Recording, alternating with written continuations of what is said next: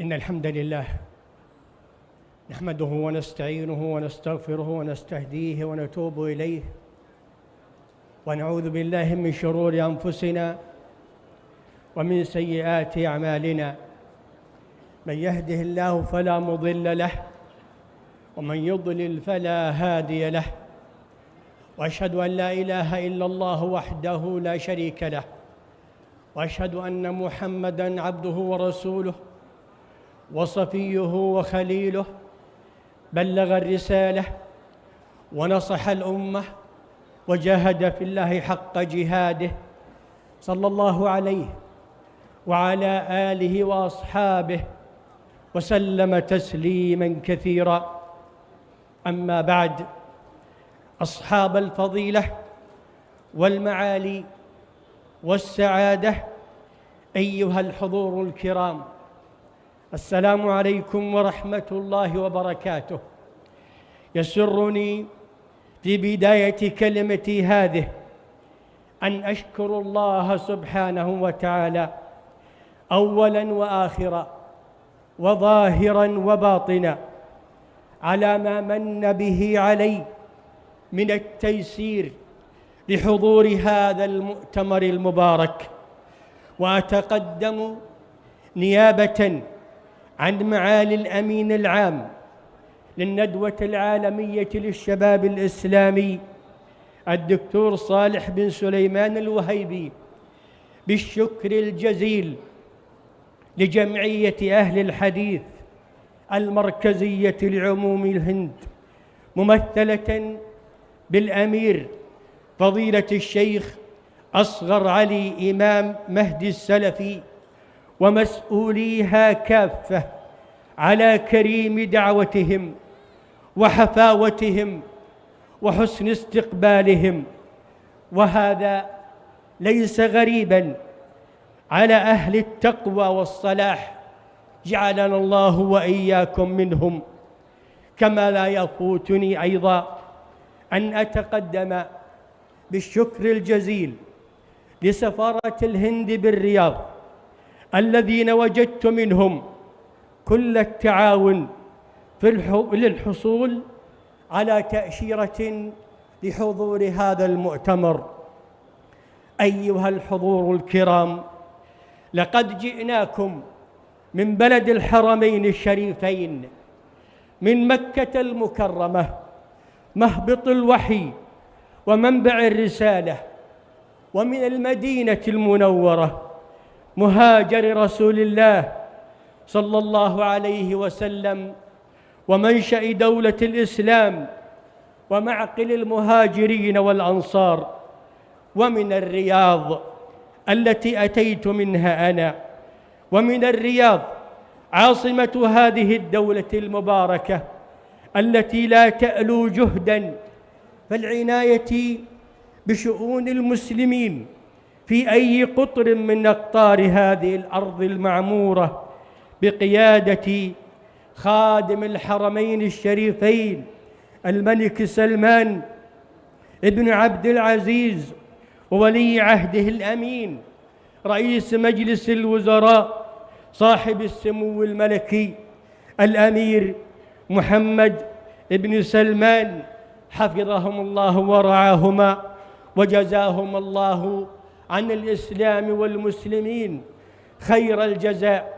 فالمملكة العربية السعودية تقدم الرعاية لكافة المسلمين في أنحاء العالم في جهاتها المختصة، أو من جهاتها المختصة، من وزارة الشؤون الإسلامية ورابطة العالم الإسلامي والندوة العالمية للشباب الإسلامي وغيرها من الجهات الحكومية والعالمية والخيرية التي ترعاها المملكة العربية السعودية. جئناكم لا لطلب حظ من حظوظ الدنيا ولا لقرابة بيننا، ولكن جئنا إخوة لكم في الدين، إنما المؤمنون إخوة. جئناكم تلبية لدعوتكم الكريمة وطمعا أن نشارككم في الأجر في هذا المؤتمر المبارك.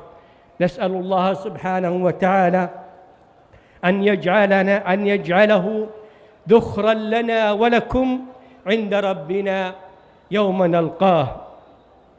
أيها الحضور الكرام، العمل لدين الله غاية يسعى لها المؤمن، والموفق هو من يعمل على منهج سلفي صحيح وفق كتاب الله وسنة رسوله صلى الله عليه وسلم، الداعي إلى دينه بالحكمة والموعظة الحسنة، كما أمره ربه سبحانه وتعالى: ادع إلى سبيل ربك بالحكمة والموعظة الحسنة.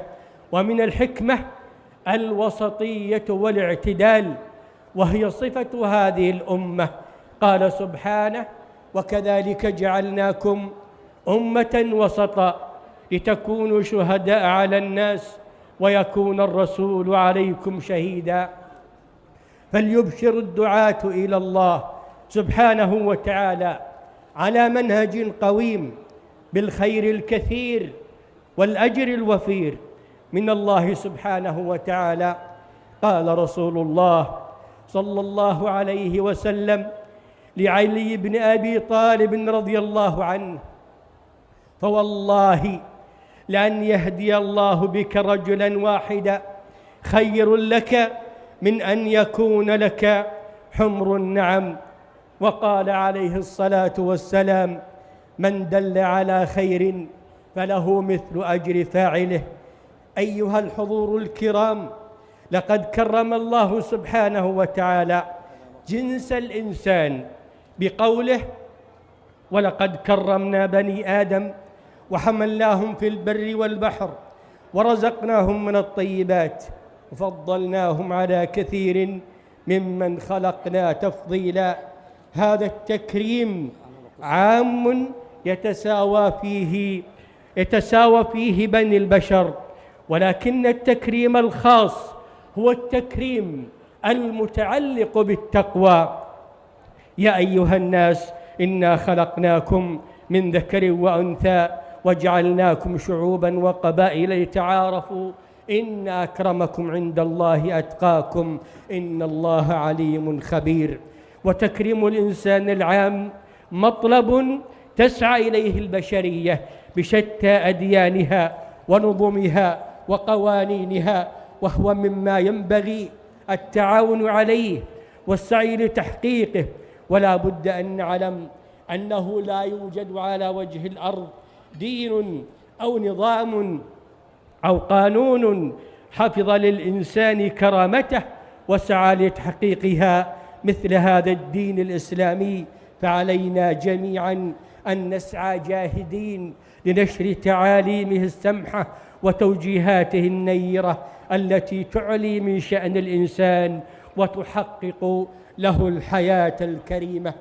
وفي ختام هذه الكلمة أتوجه بدعاء المولى سبحانه وتعالى أن يبارك في جهودكم، وأن يتقبل منا ومنكم، وأن يجزيكم جميعا خير الجزاء بعملكم لهذا الدين وفي خدمة الإسلام والمسلمين. وصلى الله وسلم وبارك على نبينا محمد وعلى آله وصحبه أجمعين.